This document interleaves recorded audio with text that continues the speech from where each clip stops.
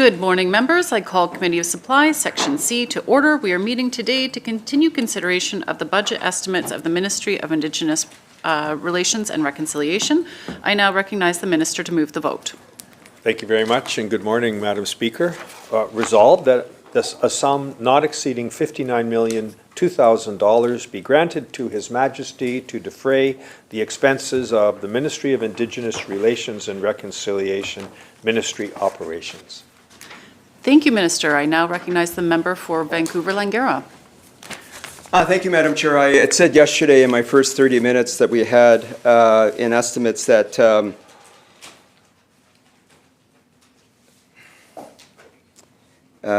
sorry, can I just okay, I'll just ask my question. Apparently I'm needed in Douglas Fir. I'm not sure why that is, but I will right. So I will be departing shortly to go debate the bill on Bill 23, but as I indicated to the shadow minister responsible, Minister for MLA Richmond North Centre, I will be just introducing the discussion here with my colleague, the member for Prince George Mackenzie. So that's the message. I would say that in terms of the DRIPA action plan, we had some discussion yesterday relating to DRIPA itself and the alignment of laws to be consistent with DRIPA in Section 3 of DRIPA itself. And I hope to have the opportunity, Madam Chair, to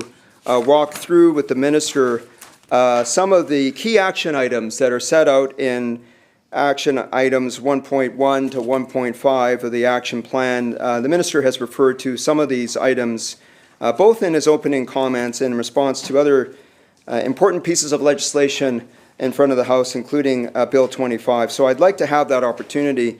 But I do know that as the Minister has heard me speak on other bills, and as other ministers of this government have heard me speak on other bills, that the consideration around the adoption of UNDRIP in this province 4.5 years ago, with the support of the official opposition, the BC Liberals, now BC United, was done on the basis that there were clear confirmations coming from the minister's predecessor, Minister Scott Fraser, as he was then known.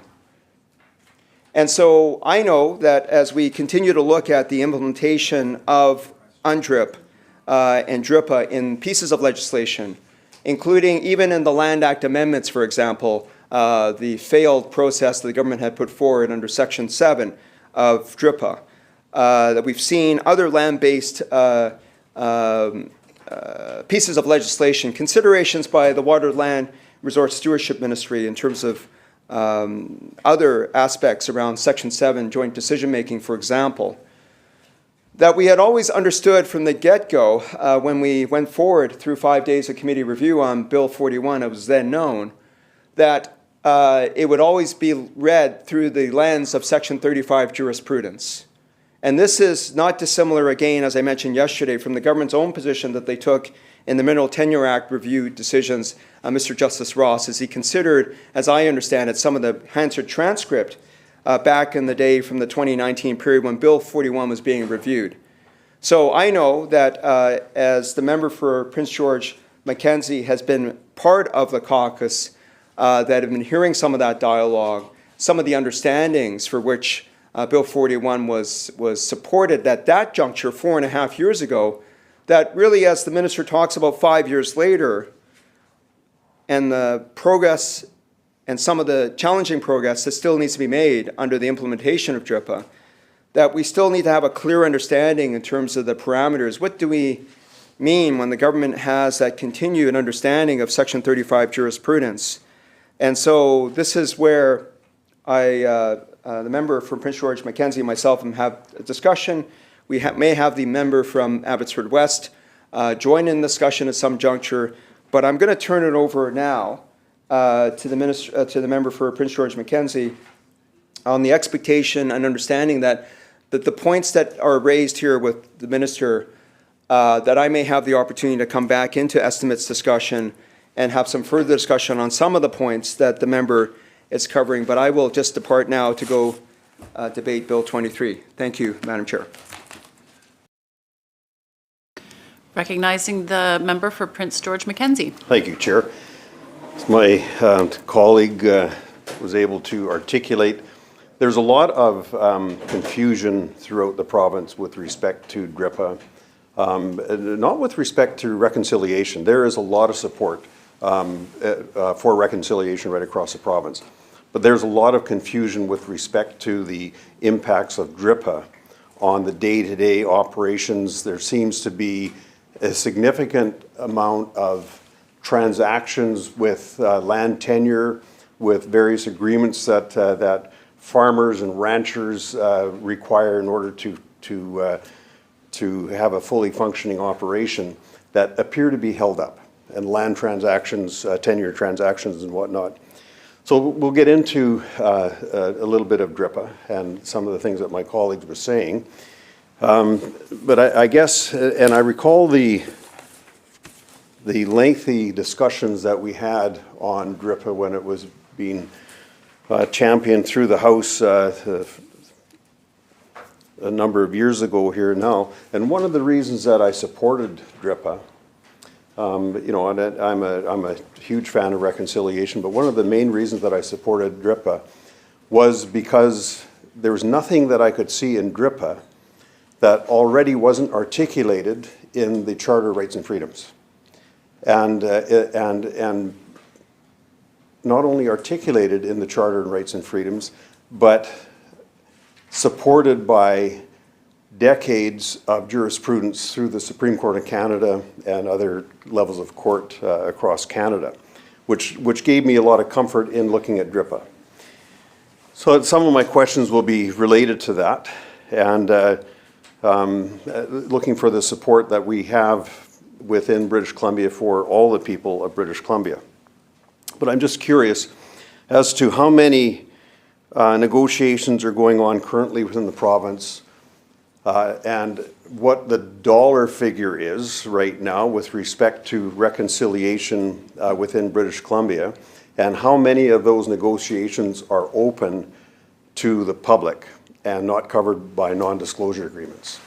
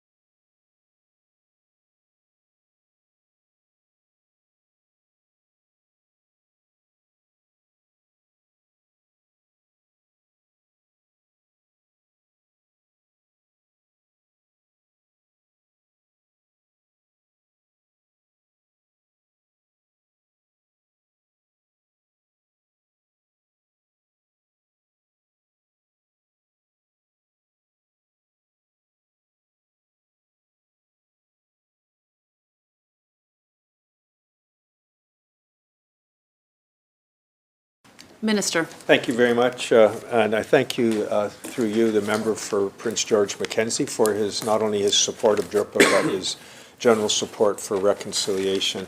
The member commented that there was little to be added, I think, by DRIPA in light of the existence of the Charter of Rights and Freedoms. I'd point out to the honourable member that the Charter does not include Section 35. That's a separate part of the Constitution. In the Charter is Section 25, which the Supreme Court recently had occasion to look at in the context of self-government. But I think the member maybe speaking about Section 35 of the Constitution Act 1982, where, of course, Aboriginal and treaty rights are affirmed. And I think perhaps that's what he was getting at. But I want to specifically address the very thoughtful question about engagement and the kind of work that we're doing across British Columbia. The DRIPA, the actual UN declaration, refers to a phrase that I often have occasion to repeat. It talks of treaties, agreements, and other constructive arrangements. Those are the terms. And I think that's a fair summary of the vast amount of work that we do with all First Nations in British Columbia. Sometimes very specific transactions, sometimes as far as modern treaties. There's a great range of the things that we take on together with Indigenous governing bodies. And the member was asking about the nature of the work we do and how that relates to the individuals, tenure holders, communities, and so forth that are affected. The answer is that we really believe that agreements are more successful when everyone has the right to be heard. I caution that these agreements are structured as government-to-government negotiations, but frequently it helps to have the involvement of tenure holders. Local governments are often engaged in a very meaningful way. I intend to provide some examples in a moment of that kind of engagement that we undertake. But there are no kind of confidentiality agreements that I'm aware of the kind that the member is contemplating, but there are, of course, discussions that take place when sensitive matters are involved that are involving just the governments affected. So our general commitment is to openness and transparency in those processes. Some examples of stakeholder engagement that I might talk about. Before the House currently is a bill that relates to the Haida title, and our ministry has met with community and business leaders and hosted community meetings and mailed information to every home on the islands in that context. Let me talk about modern treaty. Kitsilus, Kitsum, Kalem are treaties in the Northwest that are currently, we hope to be at least initialed shortly, after years and years of negotiation. And those have involved a number of public engagement open houses that have taken place in person in Terrace over the last year and virtually as well. And we publicly released a What We Heard report about the engagement in February 14th of 2024 that details and describes the engagement activities and participation rates, including feedback and questions collected during engagement, along with the responses given from the negotiating partners. The objective, of course, is to build awareness and support as we get to the final negotiations of these historic treaties with the Kitsilus Treaty and Kitsum-Kalem Treaty. When I was up in the Terrace area not long ago, I met with Mayor Sean Bouchis, who has been a very active participant in those negotiations. Closer to home, Madam Speaker, the Tumuk Treaty Association involves, of course, Canada and British Columbia, and we've been negotiating actively since 1995 with 5 member nations in the lower part of Vancouver Island. And we've had ongoing engagement with local government and various stakeholders in that process, including a series of public open houses last year, 8 in person and 2 virtual, to again raise awareness. Finally, I could just mention the Lake Babine Nation, where we've had another kind of an agreement, a comprehensive reconciliation agreement that was signed in 2020. And the province has been involved with the nation in and neighboring First Nations, property owners, local governments, tenure holders, and other stakeholders, and engage them through letters, information sessions, one-on-one meetings, and open house. And indeed, the adjustments were made on the basis of the feedback received during those engagement processes. So I thought that by giving a few examples, I might be able to shed a bit of light on the nature of the engagement that takes place across British Columbia. Member. Thank you, Chair.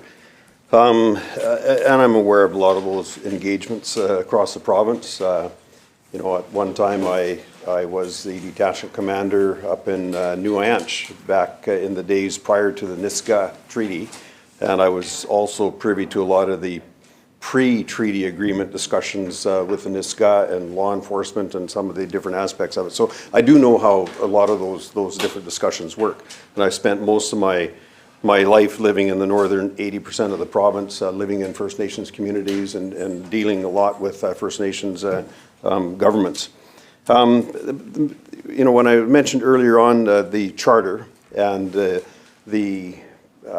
GRIPA, when I refer to Section 35, I'm talking about, and the charter, I'm talking about the Constitution Act 1982 and all of the charter as it pertains to all the people of British Columbia.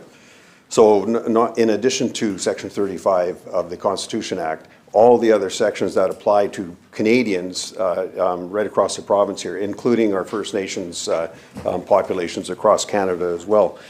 So I'm curious as to, the genesis of my question earlier was to try and get an understanding of the number of rights and title negotiations going on currently right across the province, much like HIDA, but I'm sure there must be other ones here. You know, the Blueberry issue going on. There's a number of First Nations communities that might be involved in that. I'm just wondering how many are currently being negotiated across the province right now.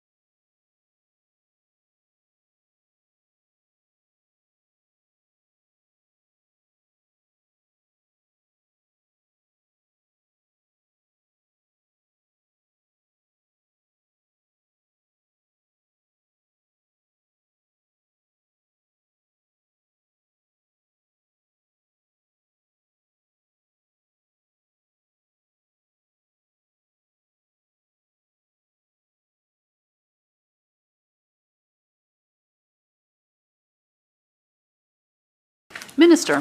Thank you very much, Madam Chair. The member asked essentially about how many negotiations involving rights and title across British Columbia are underway.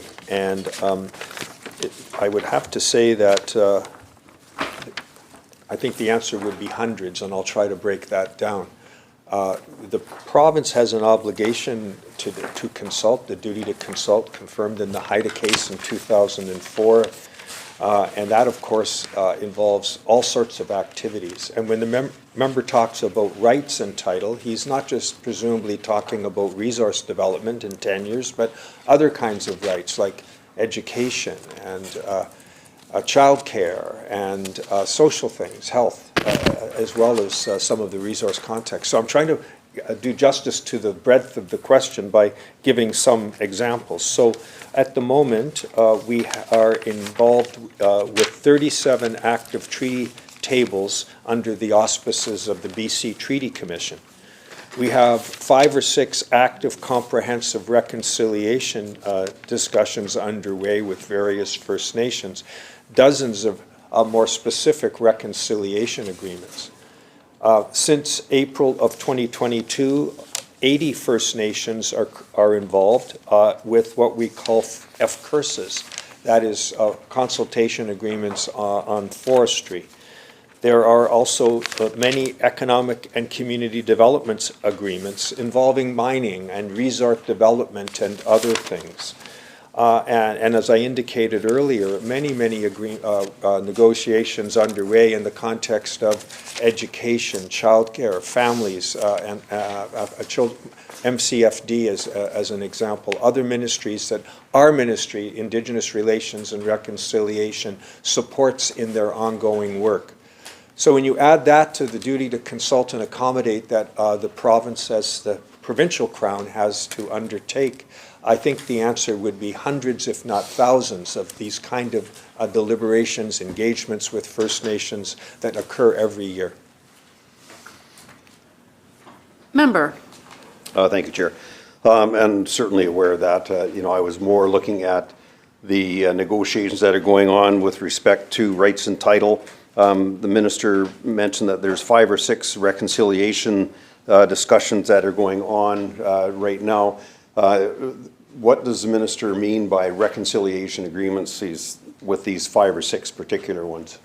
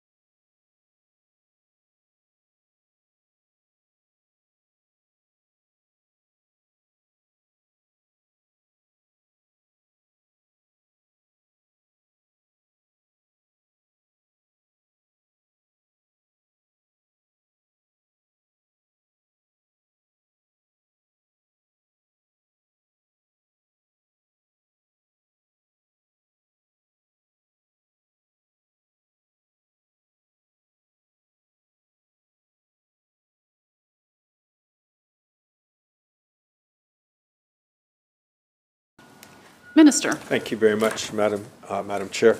When we talk of comprehensive reconciliation agreements, we mean to, in that expression, connote more than simply one-off transactions that might occur. We have those kind of site-specific, nation-specific reconciliation agreements on a particular topic.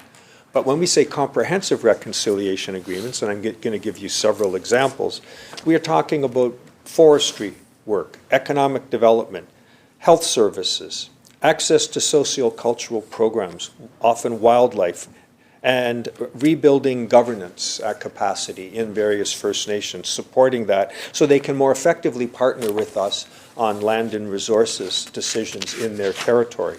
So examples of them for the member would include the Sechalt, the Sechalt First Nation, which has a foundation agreement with the province. The Heiltsuk has a very comprehensive reconciliation agreement. Closer to the member's territory, if I may, the Carrier-Sakani Pathways Agreement is a really good example of a comprehensive agreement. Lake Babine is one that we're very proud of, which was done, again, without the kind of full engagement of the federal government in some cases, but solely with the province, some of these examples. But they're comprehensive in nature. I could go through dozens of more specific agreements, but that, I think, will give a flavor of the kind of things I meant when I used that expression. And with that, Madam Chair, I move that the committee rise and report progress and ask to leave to sit again. The question is that the committee rise, report progress, and seek leave to sit again. Those in favor? Aye. Those opposed? Motion is carried. Thank you, members. This committee stands adjourned.